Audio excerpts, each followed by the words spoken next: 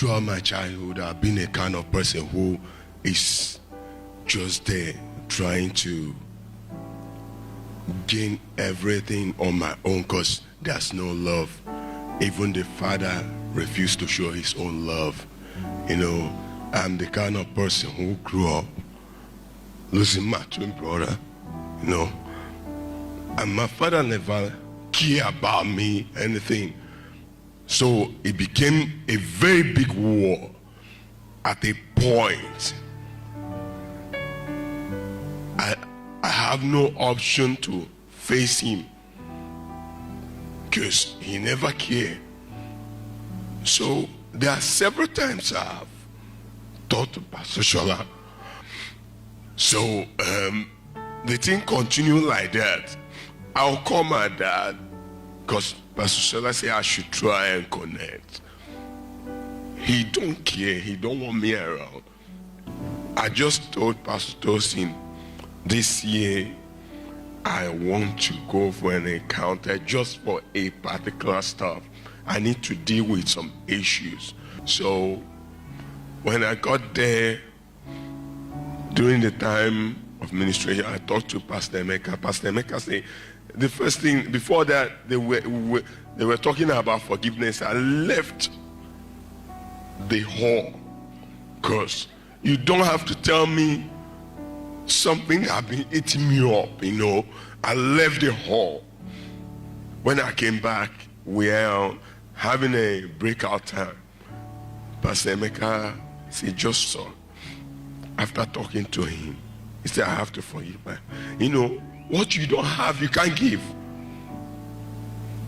If you have love, that's when you can give love. I came to Dominion City and I decided, okay, let me drop everything.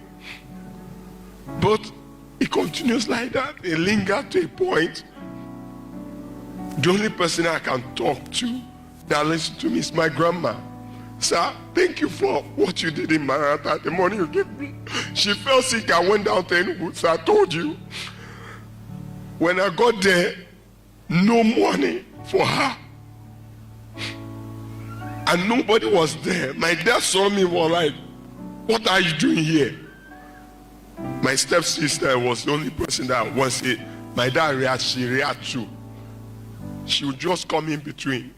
Say, no, that is not part of us, you know, that kind of thing. So at a point, doctor was talking that if we can raise 20,000, I said, doctor, how much does it cost? The man said, if we can get 6,000, I gave him 8,000 and make sure that my grandma is okay. I left. So when the time comes at a PMP, at a counter, at a point dealing with issues, my phone rang. The person, I don't know the number. It was my dad.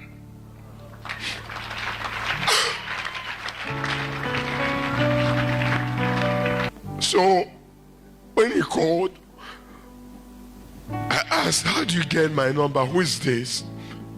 He said, who do you think? I was trying to record a voice. You know somebody you don't talk to all the time? He said, when are you coming down to Enugu? Why is it that you have not been coming? I'm still trying. I thought it's one of my uncles or anything. He said, don't you hear? I said, I banged the phone, sir. Because I know who I'm dealing with. He called back. I said, I'm busy. He said, okay, I'll call you back. 30 minutes he called back. I wasn't any busy. I was just like, I want to know. He called back. Are you done? What's going on with your life? Is that he was asking questions. I said, okay, sir, I'm sorry. I've not been like a son to you, but I am actually his son. I'm sorry, sir. He was telling me that he's sorry that he have not been too close to me. that it was out of his foolishness. I said, no, you are not a fool. Actually, I went through this. Like, it's just a lesson I need to others to learn from me. Because, yes, I lost my twin brother. It's something when you lose somebody like that, it holds you down. Especially when you check how you lost your twin brother and somebody is involved. Somebody that's supposed to be next to you. He wasn't there to protect. So, after this, even this morning I called my sisters. We are the one that picked the call. They say he went to church. I said, okay, I'll call back. That any moment I'll come down and see you guys. So, sir.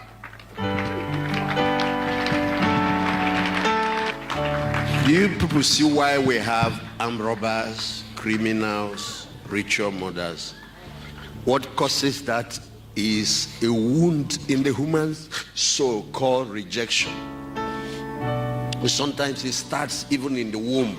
Some people are rejected, even attempts were made to abort them or whatever.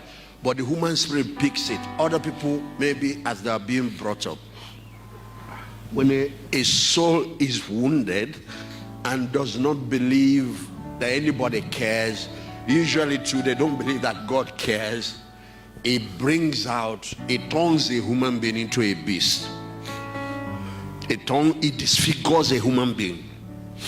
And there is nothing that can cure that except bringing a person into an encounter with God's love. That the person, your heavenly Father, because even we're earthly fathers, and one thing we all need to know, we truly want every child crave for the love of your progenitor, your father and your mother.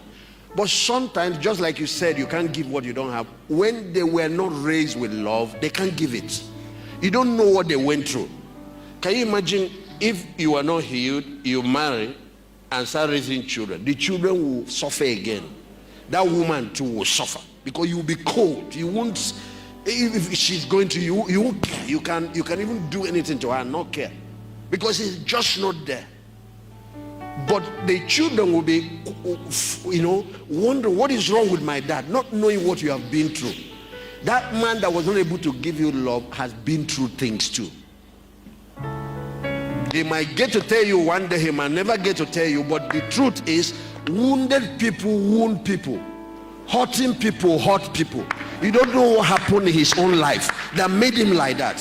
That's why you forgive people. One of the part that I started whipping there, I gave you 100,000 so you can help yourself. You went to use it to treat your grandmother. Give him another 100,000. No.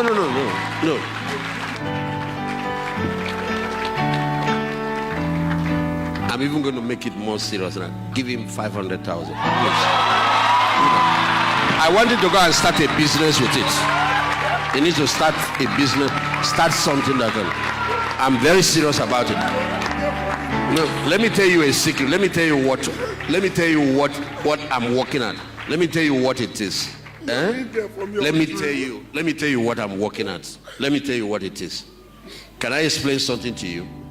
When you see fathers and issues with their son, it's not that they hate. Your father doesn't hate you. He wants you to become somebody. He wants you to turn out well and now make him proud. That's what I want to see next in your life. You start a business. You might have to send him to a business school. We can't afford LBS now. Send him to Faith Foundation, some of these business school, entrepreneurship. The way he finishes, hand that check within 30 days. Has offered to give him 500,000. You have offered. That will make it 1 million. 1 million now. That will make it 1 million. Then you go and start a business. Very soon you will see what God will do with you. When you are going to come back with your own car, with a wife, you will see how proud your father will be of you. Oba,